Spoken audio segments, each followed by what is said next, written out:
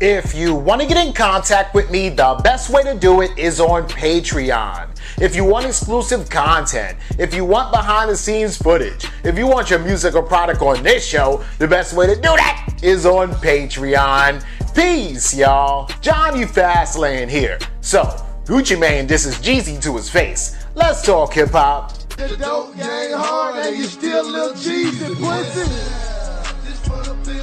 Alright, yo, so last night was the moment that we've all been waiting for, yo. Gucci Mane versus Jeezy, right? And it's crazy as hell because here I am thinking that, the beef was completely squashed and they're just gonna keep it light, you know what I'm saying? Maybe Jeezy would do, my president is black, my Lambo's blue, maybe Gucci Mane would do, get some brain in the front seat of the Hummer, you know what I'm saying? But it wasn't that. It wasn't a hit battle. It wasn't them celebrating each other like how DMX and Snoop Dogg battled. This was like a real battle and they was Gucci Mane was trying to win, right? So the whole situation is right in the beginning, off top. Here goes Gucci Mane playing diss tracks towards Jeezy. This is round one, Gucci Mane versus Jeezy. It was crazy. Jeezy was like, whoa, okay, so soon. All right, I got you. Then he just plays a random track, right? Then Gucci Mane comes back with another diss track, and it's 2-0 for Gucci Mane, right? And here I am thinking that it was gonna be Jeezy that was gonna be up, right? So then Jeezy started pulling out songs from Camp Band the Snowman. I mean, he had to go, every time I do it for my hood. He had to go, when he play that new G's, all the dope boys go crazy. He had to go standing ovation because Gucci Mane was getting them with the diss tracks, right? All right, then Gucci Mane kind of chills out a little bit. He says, you playing all that old shit from 2005, I'm going with some new shit. He plays a song with him and Bruno Mars, which is not necessarily new, but it is newer. I mean, it came out in like 2018, right? But then Gucci Mane drops the truth. And for y'all that don't know, the truth is the scathing diss track that Gucci Mane did against Young Jeezy, where Gucci Mane details shooting and killing Young Jeezy's homie when Young Jeezy's homie went to Gucci Mane's crib, right? Crazy as hell. And Gucci Mane was rapping it too, performing it, talking about go dig your partner up. I bet he can't say shit, with infliction in his voice, right? Crazy as hell, right? So at that point, Young Jeezy had to basically give a little speech and come back at Gucci Mane. 20 years. And when I said I wanted to do this shit for the culture, that's what I wanted to do. Nigga, I brought you here to show you the world care about what the fuck we got going on, because we call it culture. You feel me and you, where we came from, what we been through, nigga. Us, me and you. All these kids out here doing what the fuck they do, because they saw what went on with us, dog. So this shit ain't about me, this shit ain't about you. You feel what I'm saying? This shit about King Von. This shit about Dope B. This shit about Nipsey Hussle.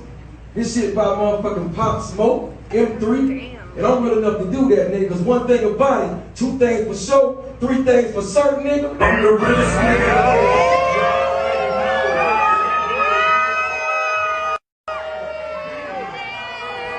So he does that whole speech, right? He's like, listen, we trying to squash the beef. That was 15 years ago. I called you here so that we can do this face to face. I want to show you that, or I want to show the youth and the kids that, let's not shoot each other and kill each other because of what me and you have been through is the reason why you got your King Vons, you got your Mo 3s, you got your Pop Smokes. He was like, we've got to set an example, right? He was preaching. It kind of made Gucci Mane look like, all right. And then he dropped, bitch, get your mind right. You know what I'm saying? It was crazy as hell. So then Gucci Mane is like, look at this nigga's outfit. Look at what he got on, right? And then Jeezy was like, yeah, so what? Look at me. And then Gucci Mane is like, nigga, my outfit costs $10,000, right? And then Gucci Mane is like, let's have a jewelry battle. And then Jeezy is like, you can have your $10,000 outfit. You can have your jewelry, but my nigga, I own half of Atlanta. I got real estate in Atlanta. Shit was crazy, yo. They was like really about they shit. But at the end of the whole situation, Gucci Mane was like, look, you told me that I could come here and do it,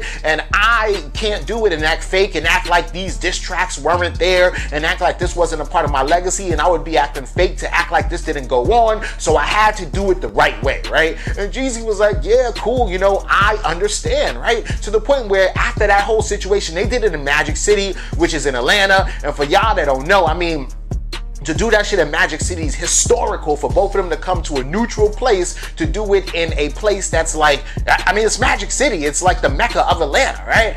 Then they went to the compound after that and had a whole after party. Everybody was cool. Everybody was safe.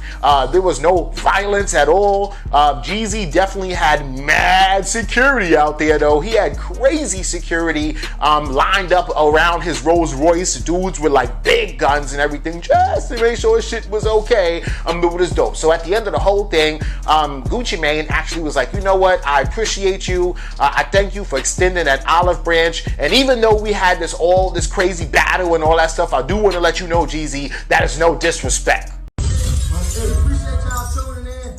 Hey man, listen, all respect. I appreciate you for the culture, for throwing out the olive branch. I accept that. No disrespect. It's all love. Love.